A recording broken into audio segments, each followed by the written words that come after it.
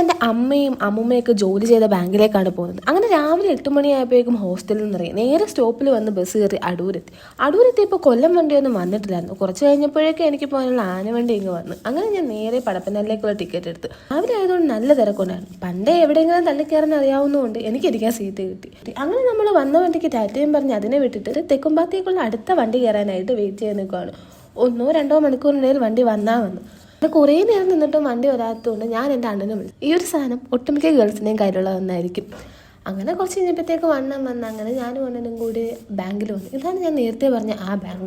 അങ്ങനെ നമ്മൾ വന്ന കാര്യങ്ങളൊക്കെ നടന്നു. അങ്ങനെ ഞാൻ വീട്ടിലോട്ട് പോകുന്ന വഴിയാണിത്. അങ്ങനെ വീട്ടിലൊക്കെ ചെന്ന് വരുന്ന വഴിക്ക് പാൽസർബത്തൊക്കെ കുടിച്ചു. അങ്ങനെ അണ്ണൻ എന്നെ പടപ്പനാട് വരെ കൊണ്ടാക്കി. ഇതാണ് ഗൈസ് ഭരണിക്കാവ് ബസ് സ്റ്റാൻഡ്. പടപ്പനാട് വഴി എപ്പോൾ പോയാലും എനിക്ക് മരമൊക്കെ കാണുമ്പോൾ ഓച്ചിറ അമ്പലത്തിൻ്റെ ഒരു ഫീലാണ് വരുന്നത്. അങ്ങനെ ഞാൻ അടൂരെത്തിയപ്പോൾ തന്നെ തിരുവല്ല ബസ് കിടപ്പുണ്ടല്ലോ. അങ്ങനെ തിരുവല്ല ബസ്സിൽ കയറി ഇരുന്ന് ബസ് എടുത്തപ്പോഴത്തേക്കും ഡ്രൈവർ നല്ല പാട്ടൊക്കെ ഇടാൻ തുടങ്ങി. അങ്ങനെ ഞാൻ പന്തളത്തെത്തി. വരുന്ന വഴിക്ക് പെട്ടിക്കടയിൽ ഒരു സോഡയൊക്കെ കുടിച്ചൊരു 3 ആയപ്പോഴത്തേക്ക് ഞാൻ ഹോസ്റ്റലിലെത്തി. അപ്പോൾ അത്രേ ഉള്ളൂ. Okay, by.